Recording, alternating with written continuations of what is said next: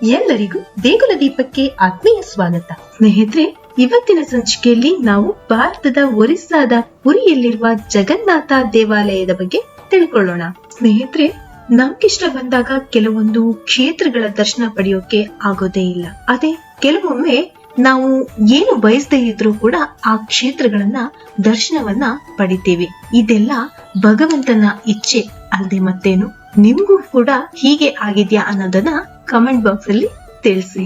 ಹಿಂದೂ ನಂಬಿಕೆಯಲ್ಲಿ 4 ಧಾಮಗಳಿವೆ. ಅವು ಬದ್ರಿನಾಥ ಧಾಮ, ದ್ವಾರಕಾಧೀಶ ಧಾಮ, ರಾಮೇಶ್ವರಂ ಮತ್ತು ಜಗನ್ನಾಥಪುರಿ. ಇಂದು ನಾನು ನಿಮ್ಗೆ ತಿಳಿಸ್ತಿರೋ ಕತೆ ಜಗನ್ನಾಥ ಪುರಿಯ ದೇವಾಲಯದಲ್ಲಿ ಕೃಷ್ಣನ ಹೃದಯ ಬಡಿತ ಈಗ್ಲೂ ನಮ್ಗೆ ಗೋಚರವಾಗುತ್ತೆ. ಈ ದೇವಾಲಯದಲ್ಲಿ ಕೆಲವು ರಹಸ್ಯಗಳಿವೆ. ಅವುಗಳನ್ನ ತಿಳಿದಾಗ ನಮ್ಮ ಮೈ ರೋಮಾಂಚನವಾಗುವುದಂತೂ ಸತ್ಯ. ಇವತ್ತಿನ ಸಮಾಜದಲ್ಲಿ ಪಾಶ್ಚಾತ್ಯ ಸಂಸ್ಕೃತಿಗೆ ಮಾರು ಹೋಗ್ತಿರೋದ್ರಿಂದ ಕೆಲವರು ದೇವರ ಅಸ್ತಿತ್ವದ ಬಗ್ಗೆ ಸಂಶಯ ಪಡ್ತಾ ಇದ್ದಾರೆ. ಈ ಸಂಶಯಗಳಿಗೆ ಸ್ಪಷ್ಟ ಉತ್ತರ ಈ ವಿಡಿಯೋದಲ್ಲಿದೆ, ನೋಡಿ. ಎಲ್ಲ ದೇವಾಲಯದಲ್ಲೂ ಮೂರ್ತಿಗಳನ್ನು ಕಲ್ಲಿನಿಂದ ಅಥವಾ ಲೋಹದಿಂದ ಮಾಡಲಾಗಿರುತ್ತೆ. ಆದ್ರೆ ಜಗನ್ನಾಥ ದೇವಾಲಯದಲ್ಲಿ ದೇವರ ವಿಗ್ರಹ ಮರದಿಂದ ಮಾಡಲಾಗಿದೆ. ಇದು ಹೇಗೆ ಎಂಬ ಪ್ರಶ್ನೆ ನಿಮಗೂ ಕಾಡಿದೆ ಅಲ್ವಾ? ಸರಿ, ಹಾಗಿದ್ರೆ ಅದನ್ನ ತಿಳಿಯೋಣ ಬನ್ನಿ. ಕ್ರಿಸ್ತ ಪೂರ್ವ 3102ರಲ್ಲಿ ಜರ ಎಂಬ ಬೇಟೆಗಾರ ಬೇಟೆಯಾಡುವಾಗ ಆಕಸ್ಮಿಕವಾಗಿ ಆತ ಹೊಡೆದ ಬಾಣ ಶ್ರೀ ಕೃಷ್ಣನ ಪಾದಗಳಿಗೆ ತಗಲುತ್ತೆ. ಇದರಿಂದ ಭೂಲೋಕದಲ್ಲಿ ಮಾನವ ರೂಪ ತಾಳಿ ಜನಿಸಿದ್ದ ಶ್ರೀ ಕೃಷ್ಣನ ಮರಣವಾಗುತ್ತೆ. ಇದರಿಂದ ಪಶ್ಚಾತ್ತಾಪಗೊಂಡ ಜರ ಶ್ರೀ ಕೃಷ್ಣನ ಅಂತ್ಯಕ್ರಿಯೆಯನ್ನು ನೆರವೇರಿಸ್ತಾನೆ. ಆಗ ಶ್ರೀ ಕೃಷ್ಣನ ಚಿತೆಯಲ್ಲಿ ಹೊಳೆಯುತ್ತಿರುವ ಲೋಹದ ರೀತಿಯ ವಸ್ತುವನ್ನ ನೋಡ್ತಾನೆ. ಅವನಿಗೆ ಅದೇನೆಂದು ಅರ್ಥವಾಗ್ಲಿಲ್ಲ. ಆದ್ರಿಂದ ಅವನು ಅದನ್ನ ಎತ್ತಿಕೊಂಡು ಮಾರಾಟ ಮಾಡಕ್ಕೆ ಹೊರಡ್ತಾನೆ. ಆದ್ರೆ ಅದನ್ನ ಖರೀದಿಸೋದಕ್ಕಾಗ್ಲಿ ಹತ್ರ ಬರೋದಕ್ಕೂ ಯಾರು ಇಷ್ಟಪಡಲ್ಲ. ಆಗ ಬೇಟೆಗಾರ ಆ ಲೋಹದ ವಸ್ತುವನ್ನ ಒಂದು ಮರದಲ್ಲಿ ಕಟ್ಟಿ ನೀರಿಗೆ ಎಸೆತಾನೆ. ಅದು ನೀರಲ್ಲಿ ತೇಲುತ್ತಾ ಹೋಗುತ್ತೆ. ಗುಪ್ತ ಸಾಮ್ರಾಜ್ಯದ ಅವಧಿಯಲ್ಲಿ ಅವಂತಿಯ ರಾಜ ಇಂದ್ರದುಮ್ನ ವಿಷ್ಣುವಿನ ಭಕ್ತನಾಗಿದ್ದ. ಒಂದು ದಿನ ಅವನ ಕನಸಿನಲ್ಲಿ ವಿಷ್ಣು ಬಂದು ಒಂದು ಸಮುದ್ರದಲ್ಲಿ ಮುಳುಗು ಹಾಕುವಂತೆ ಹೇಳ್ತಾನೆ. ಅಲ್ಲಿ ಒಂದು ಮರದ ತುಂಡಿನೊಂದಿಗೆ ತಾನು ನಿನಗೆ ಸಿಗ್ತೀನಿ ಅನ್ನೋದನ್ನ ತಿಳಿಸ್ತಾನೆ. ಆ ಕನಸು ಕಂಡ ಮರುದಿನವೇ ರಾಜ ಮುಳುಗು ಹಾಕೋದಕ್ಕೆ ಸಮುದ್ರದ ಕಡೆಗೆ ಬರ್ತಾನೆ. ಹಾಗೆ ಅಲ್ಲಿ ಒಂದು ಮರದ ತುಂಡು ಸಿಕ್ಕುತ್ತೆ. ತಡ ಮಾಡದೆ ರಾಜ ಆ ಮರದ ತುಂಡನ್ನ ತೆಗೆದುಕೊಂಡು ಅರಮನೆಗೆ ಬರ್ತಾನೆ. ನಂತರ ಬಹಳಷ್ಟು ವಿಶ್ವಕರ್ಮರನ್ನು ಕರೆದು ಆ ಮರದಿಂದ ಪ್ರತಿಮೆ ಮಾಡ್ಲಿಕ್ಕೆ ಹೇಳ್ತಾನೆ. ಯಾರಿಗೂ ಆ ಪ್ರತಿಮೆ ಮಾಡೋದಕ್ಕೆ ಸಾಧ್ಯವಿಲ್ಲ ಅಂತ ಹೇಳ್ತಾರೆ. ಸ್ವಲ್ಪ ದಿನಗಳ ನಂತರ ಒಬ್ಬ ವಿಶ್ವಕರ್ಮ ಬಂದು ರಾಜನಿಗೆ ಹೇಳ್ದ, ನಾನು ಇದರಿಂದ ಪ್ರತಿಮೆ ಮಾಡ್ತೇನೆ, ಆದ್ರೆ ನನ್ನ ಒಂದು ಷರತ್ತು ನೀವು ಒಪ್ಪಬೇಕು. ರಾಜ ಅವನ ಷರತ್ತನ್ನ ಒಪ್ಪಿಕೊಂಡ. ಆ ವಿಶ್ವಕರ್ಮ ಹೇಳಿದ, ವಿಗ್ರಹ ಮಾಡಲು ನನಗೆ 21 ದಿನಗಳು ಬೇಕು. ಆವರೆಗೂ ನನ್ನೊಂದಿಗೆ ಯಾರೂ ಮಾತನಾಡಬಾರದು ಮತ್ತು ನನ್ನನ್ನ ಭೇಟಿಯಾಗಬಾರದು. ನನ್ನ ಕೆಲಸಕ್ಕೆ ಯಾವುದೇ ತಡೆಗಳನ್ನ ತರಬಾರದು ಎಂದನು. ರಾಜ ಷರತ್ತನ್ನು ಖುಷಿಯಿಂದ ಒಪ್ಪಿಕೊಂಡ. ಒಂದು ಕೊಠಡಿಯಲ್ಲಿ ಮೂರ್ತಿ ತಯಾರಿಸುವ ಕಾರ್ಯ ಪ್ರಾರಂಭವಾಯಿತು. ದಿನಾಲು ಆ ಕೊಠಡಿಯಿಂದ ಶಬ್ದ ಕೇಳಿಸ್ತಾ ಇತ್ತು. ಆದ್ರೆ ಅದು ಕ್ರಮೇಣ ಶಬ್ದಗಳು ಕಡಿಮೆ ಆಯಿತು. ಆಗ ಅವಂತಿಯ ರಾಣಿಗೆ ಅನಿಸ್ತು, ಈ ವಿಶ್ವಕರ್ಮ ಹಸಿವು ಬಾಯಾರಿಕೆಯಿಂದ ಸತ್ತಿರಬಹುದು ಅಂದ್ಕೊಂಡು ಮೂರ್ತಿ ತಯಾರಿಸುತ್ತಿದ್ದ ಆ ಕೋಣೆಯ ಬಾಗಿಲು ತೆಗೆಯುವಂತೆ ರಾಜನಲ್ಲಿ ಹಠ ಮಾಡ್ತಾಳೆ. ರಾಜ ಅದರಂತೆ ಕೊಠಡಿಯ ಬಾಗಿಲು ತೆಗಿತಾನೆ. ಆದ್ರೆ ಆ ವಿಶ್ವಕರ್ಮ ಇರ್ಲೇ ಇಲ್ಲ. ಕೇವಲ 3 ವಿಗ್ರಹಗಳು ಇದು. ಅವು ಭಗವಾನ್ ಜಗನ್ನಾಥ ಮತ್ತು ಅವನ ಸಹೋದರ ಬಲರಾಮ ಮತ್ತು ಸಹೋದರಿ ಸುಭದ್ರ. ಜಗನ್ನಾಥನ ಮೂರ್ತಿಯಲ್ಲಿ ಲೋಹದ ವಸ್ತುವನ್ನ ಇಡಲಾಗಿತ್ತು. ಅದು ಬೇರೇನೂ ಅಲ್ಲ, ಶ್ರೀ ಕೃಷ್ಣನ ಮಿಡಿಯುತ್ತಿರುವ ಹೃದಯವಾಗಿತ್ತು. ಈ ಹೃದಯ ಸಾಮಾನ್ಯ ಮಾನವ ಹೃದಯವಾಗಿರಲಿಲ್ಲ. ಈ ಹೃದಯ ಶಕ್ತಿಯನ್ನ ರವಾನಿಸುವಂತಹ ಅಂಶವನ್ನ ಒಳಗೊಂಡಿತ್ತು. ನಾವೆಲ್ಲ ಕಲ್ತಿರೋ ಹಾಗೆ ಲೋಹ ಮತ್ತು ಕಲ್ಲುಗಳು ಉತ್ತಮ ವಿದ್ಯುತ್ ವಾಹಕಗಳಾಗಿವೆ ಮತ್ತು ಮರ ವಿದ್ಯುತ್ ವಾಹಕವಲ್ಲ. ಆದ್ರಿಂದ ಜಗನ್ನಾಥ ದೇವಾಲಯದ ವಿಗ್ರಹಗಳು ಮರದಿಂದ ಮಾಡಲ್ಪಟ್ಟಿದೆ ಮತ್ತು ಪ್ರತಿ 12 ವರ್ಷಗಳಿಗೊಮ್ಮೆ ಹೊಸ ದೇವರ ವಿಗ್ರಹವನ್ನ ಸ್ಥಾಪಿಸಲಾಗುತ್ತೆ ಮತ್ತು ದೇವರ ಹೃದಯವನ್ನ ಆ ಪ್ರತಿಮೆಗೆ ಸ್ಥಳಾಂತರಿಸಲಾಗುತ್ತೆ. ವೈಜ್ಞಾನಿಕ ಕಾರಣದೊಂದಿಗೆ ಹೇಳುವುದಾದ್ರೆ, ಹೃದಯದಲ್ಲಿನ ವಾಹಕ ಶಕ್ತಿ ಎಷ್ಟು ಶಕ್ತಿಯನ್ನ ಬಿಡುಗಡೆ ಮಾಡುತ್ತೆ ಅಂದ್ರೆ ಮರವು ಕೂಡ ಹಾನಿಗೆ ಒಳಗಾಗ್ತಾ ಇತ್ತು. ಆದ್ರಿಂದ ಅದನ್ನು ಬದಲಾಯಿಸಲೇಬೇಕು. ಹಾಗೆ ಬದಲಾವಣೆ ಪ್ರಕ್ರಿಯೆ ಕೂಡ ಬಹಳ ಆಸಕ್ತಿದಾಯಕವಾಗಿದೆ. ಪ್ರತಿ 12 ವರ್ಷಗಳಲ್ಲಿ ಒಂದು ದಿನ ದೇವಾಲಯಕ್ಕೆ ಯಾರಿಗೂ ಪ್ರವೇಶವಿರುವುದಿಲ್ಲ.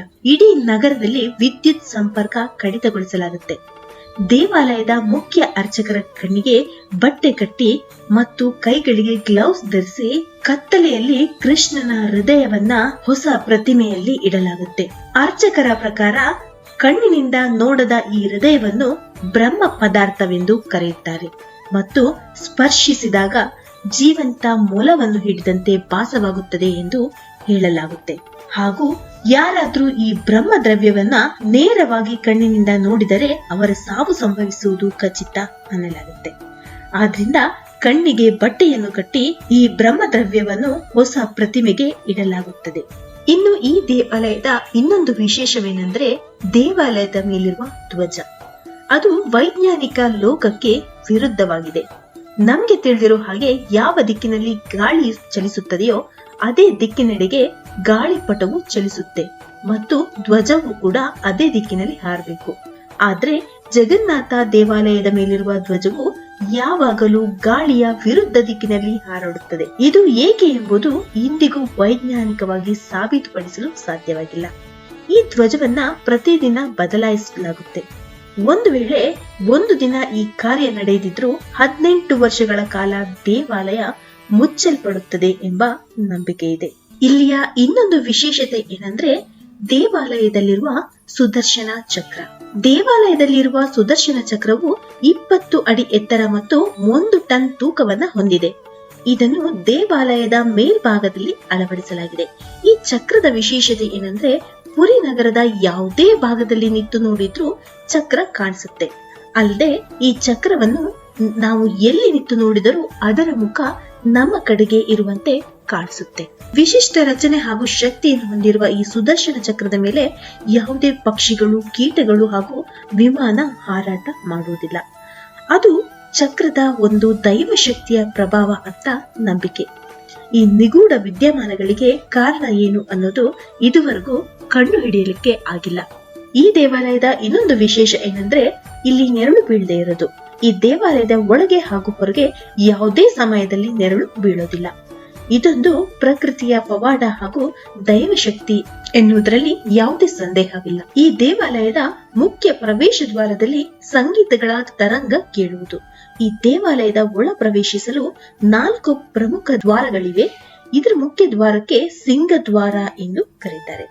ಇಲ್ಲಿಂದ ಒಳಗೆ ದೇವರ ದರ್ಶನಕ್ಕೆ ತೆರಳುವಾಗ ಶಬ್ದಗಳ ತರಂಗಗಳು ಅಥವಾ ಧ್ವನಿಯು ಕೇಳುತ್ತೆ. ಅದೇ ದ್ವಾರದ ಮೂಲಕ ನಾವು ಹಿಂತಿರುಗಿ ಬರುವಾಗ ಅದು ಕೇಳೋದಿಲ್ಲ. ಅಂತೆಯೇ ದೇವಸ್ಥಾನದ ಒಳಗೆ ಹೋದ ನಂತರ ದೀರ್ಘ ಸಮಯಗಳ ಕಾಲವು ಈ ಶಬ್ದಗಳು ಕೇಳಿಸೋದಿಲ್ಲ. ಇನ್ನು ಈ ದೇವಾಲಯಕ್ಕೆ ಬರುವ ಭಕ್ತರಿಗೆ ಪ್ರತಿದಿನ ಪ್ರಸಾದ ವಿತರಿಸಲಾಗುತ್ತೆ. ಇಲ್ಲಿ ನಡೆಯೋ ಪ್ರತಿಯೊಂದು ಕಾರ್ಯದಲ್ಲೂ ಜಗನ್ನಾಥನ ಪವಾಡ ಇದ್ದೇ ಇರುತ್ತೆ. ಹಾಗೆ ಈ ಪ್ರಸಾದ ತಯಾರಿಕೆಯಲ್ಲೂ ಕೂಡ ಒಂದು ಪವಾಡವಿದೆ.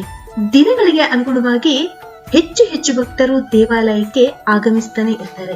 ಆದ್ರೆ ಈ ದೇವಾಲಯದಲ್ಲಿ ಬೇಯಿಸುವ ಪ್ರಸಾದದ ಪ್ರಮಾಣ ವರ್ಷದುದ್ದಕ್ಕೂ ಒಂದೇ ಆಗಿದ್ರೂ ಕೂಡ ಯಾವತ್ತೂ ಕೂಡ ಈ ಪ್ರಸಾದ ಹೆಚ್ಚಾಗೋದು ಅಥವಾ ಕಡಿಮೆಯಾಗೋದು ಅಥವಾ ವ್ಯರ್ಥವಾಗೋದು ಸಂಭವಿಸಿಲ್ಲ. ಇಲ್ಲಿ ಪ್ರಸಾದ ತಯಾರಿಸುವ ರೀತಿಯೇ ಬಹಳ ವಿಶೇಷವಾಗಿದೆ. ಉರುಗಲನ್ನು ಬಳಸಿಯೇ ಈ ಪ್ರಸಾದವನ್ನ ತಯಾರಿಸಲಾಗುತ್ತೆ. ಇಲ್ಲಿ ಮಾಡುವ ಅಡುಗೆ ಅಥವಾ ಪ್ರಸಾದಕ್ಕೆ ಮಣ್ಣಿನ ಮಡಕೆಯನ್ನೇ ಬಳಸಲಾಗುತ್ತೆ. ಪ್ರಸಾದ ತಯಾರಿಕೆಗೆ 7 ಮಡಕೆಗಳನ್ನು ಬಳಸಲಾಗುತ್ತೆ. ಆ ಮಡಕೆಗಳನ್ನ ಒಂದರ ಮೇಲೊಂದರಂತೆ ಜೋಡಿಸಿ ತಯಾರಿಸುತ್ತಾರೆ. ತುದಿಯಲ್ಲಿರುವ ಮಡಿಕೆಯ ಪ್ರಸಾದ ಮೊದಲು ಬೇಯುತ್ತದೆ, ನಂತರ ಅದರ ಕೆಳಗಿರುವ ಮಡಿಕೆ, ಹೀಗೆ ಮೇಲಿಂದ ಕೆಳಭಾಗದವರೆಗೆ ಒಂದಾದ ನಂತರ ಒಂದರಂತೆ ಬೇಯುತ್ತದೆ. ವಿಜ್ಞಾನದ ಪ್ರಕಾರ ಬೆಂಕಿಯ ಮೇಲಿರುವ ಪಾತ್ರೆಯಲ್ಲಿರುವ ವಸ್ತು ಬೇಗನೆ ಬೇಯಬೇಕು. ಆದರೆ ಇಲ್ಲಿ ಮೇಲ್ಭಾಗದ ಪಾತ್ರೆಯಲ್ಲಿರುವ ವಸ್ತು ಮೊದಲು ಬೇಯುತ್ತದೆ. ಹಾಗಾಗಿ ಜಗನ್ನಾಥ ದೇವಾಲಯದಲ್ಲಿ ಯಾವುದೇ ವಿಜ್ಞಾನಕ್ಕೂ ತಿಳಿಯದ, ತರ್ಕಕ್ಕೂ ನಿಲುಕದ ವಿಷಯಗಳು ಅಡಗಿವೆ ಅನ್ನೋದು ಸ್ಪಷ್ಟವಾಗಿ ತಿಳಿಯುತ್ತೆ. ಈ ದೇವಾಲಯದಲ್ಲಿ 8 ವರ್ಷಗಳಿಗೊಮ್ಮೆ ಉತ್ಸವ ಜರುಗುತ್ತೆ. ಕೃಷ್ಣ, ಸುಭದ್ರ ಹಾಗೂ ಬಲರಾಮನ ವಿಗ್ರಹಗಳನ್ನ ಬೇರೆ ಬೇರೆ ರಥದಲ್ಲಿ ಇರಿಸಿ ಮೆರವಣಿಗೆಯನ್ನ ಮಾಡಲಾಗುತ್ತೆ. ಇಂತಹ ಹಲವಾರು ವಿಸ್ಮಯಗಳನ್ನ ಹೊಂದಿರುವ ದೇವಾಲಯ ಹಾಗೂ ಶ್ರೀ ಕೃಷ್ಣ ಪರಮಾತ್ಮನ ಹೃದಯವೇ ಇರುವಂತಹ ಈ ದೇವಾಲಯದಲ್ಲಿ ಪುರಿ ಜಗನ್ನಾಥನ ಆಶೀರ್ವಾದವನ್ನ ಎಲ್ಲರೂ ಪಡೆದುಕೊಳ್ಳೋಣ. ಮುಂದಿನ ಸಂಚಿಕೆಯಲ್ಲಿ ಇನ್ನಷ್ಟು ಹೊಸ ಹೊಸ ವಿಷಯಗಳನ್ನ ನಿಮ್ಮೊಂದಿಗೆ ಹಂಚಿಕೊಳ್ತೀನಿ. ಅಲ್ಲಿವರೆಗೂ ನಮಸ್ಕಾರ.